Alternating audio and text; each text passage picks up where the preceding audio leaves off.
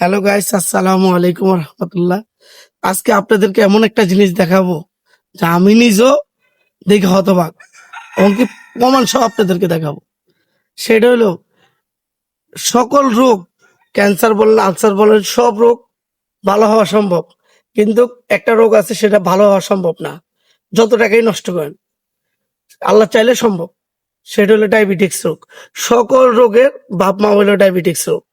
Diabetics রোগ এমন একটা রোগ, সকল রোগের পেট্রোল হলো ডায়াবেটিক্স। যার শরীরে ডায়াবেটিক্স নাই তার কোনো রোগই নাই। যার শরীরে ডায়াবেটিক্স আছে তার রোগ না থাকলেও সেটা রোগ। এটা সকল রোগের কারখানা হলো এটা। তে এমন একটা গাছ দেখাবো আপনাদের কাছকে, সেটা হলো এই যে এই গাছটা। এই যে ভাইজান, এই গাছটা একটু দেখেন, মেহগনি গাছ। এই যে মেহগনি গাছের দ্বারাই সম্ভব। আমি আপনাদেরকে দেখাই। এই ফলটা খাইলে এই ফলটা আপনারা অ্যাভেলেবেল পাই যাবেন।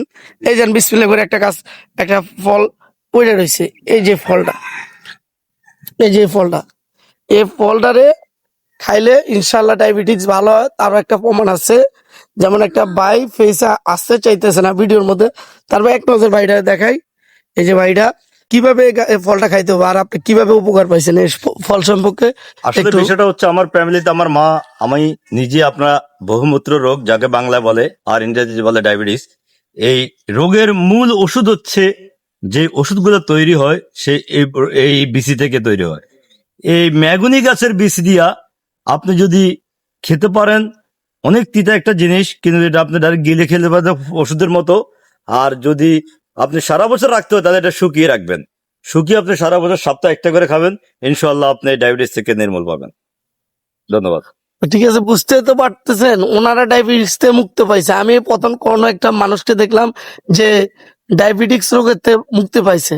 তো সুতরাং আপনারা এটা সবাই খাওয়ার চেষ্টা করবেন, ইনশাল্লাহ আল্লাহ চাইতে হয়তো ভালো হতে পারেন। সবাই ভালো থাকবেন। আর যদি আমার ভিডিও দিয়ে কারো উপকার হয় অবশ্যই ভিডিওটা শেয়ার করে দিবেন, সাপোর্ট করবেন আমাকে। ভালো থাকবেন। আসসালামু আলাইকুম রহমতুল্লাহ।